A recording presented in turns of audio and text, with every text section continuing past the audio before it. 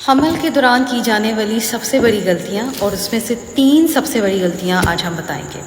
سب سے پہلی چیز یہ ہے کہ بہت سی فیمیلز جب پریگنینسی انہیں پتہ چلتا ہے دیٹ دے آر پریگننٹ، اس کے بعد وہ ڈاکٹر کے پاس کبھی بھی نہیں جاتی۔ انہیں یہ لگتا ہے کہ ڈاکٹر کے پاس جانا صرف اسی صورت میں واجب ہوگا جب ان کو کوئی کمپلیکیشن ہوگی، جیسے کوئی بلیڈنگ ہوئی یا کوئی ایسی کوئی پین ہو گئی تب۔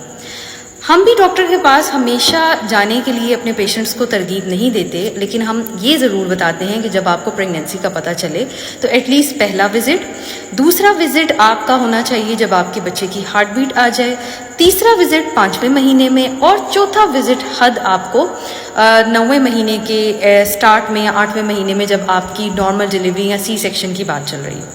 اس کے علاوہ آپ نے صرف اور صرف اپنی ایشوز کے لیے ڈاکٹر کے پاس جانا ہوتا ہے اگر کوئی آپ کو پرابلم ہوتی ہے۔ دوسری سب سے بڑی چیز یہ ہوتی ہے کہ بہت سی پیشنٹس جب میرے پاس آتی ہیں تو ان سے جب میں یہ پوچھتی ہوں کہ کیا آپ کوئی سپلیمنٹ لے رہے ہیں، تو ان کا جواب ہوتا ہے کہ نہیں۔ اور یہی وجہ ہے کہ آپ کو پوری پریگنینسی میں کمر میں درد رہتی ہے، جسم میں درد رہتی ہے، اور آپ اس کو as a part of pregnancy سمجھتے ہیں۔ آپ یہ سمجھتے ہیں کہ یہ نارمل ہے، جبکہ ایسا نہیں ہے۔ اگر آپ کو ڈاکٹر نے فولک ایسڈ یا ڈوفاسٹن ٹیبلٹ پرسکرائب کی ہے، اس کا مطلب آپ نے وہ پوری پریگنینسی میں لینی ہے۔ تیسری بڑی چیز اور اہم چیز یہ ہوتی ہے کہ ہم یہ سمجھتے ہیں کہ اب اگر آپ پریگننٹ ہو چکے ہیں تو آپ کو ڈبل کھانا کھانا ہے۔ میں ہمیشہ کہتی ہوں کہ پریگنینسی میں آپ کی وہ والی ڈائٹ نہیں ہونی چاہیے جو آپ تھرو آؤٹ لائف اپنی ڈائٹ لیتے رہی ہیں۔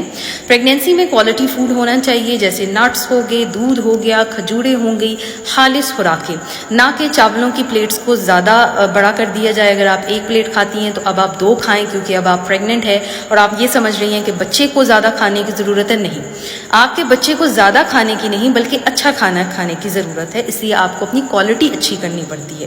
یہ 3 وجوہات ایسی ہیں جو کہ اگر آپ اپنے میں ٹھیک کر لیں تو پریگنینسی میں بہت سی بڑی کمپلیکیشن سے آپ بچ سکتی ہیں۔ مزید یہ کہ جو لوگ مجھ سے آن لائن ٹریٹمنٹ لینا چاہتے ہیں وہ میرے بایو میں دیے گئے نمبر پہ مجھ سے کانٹیکٹ کر سکتے ہیں۔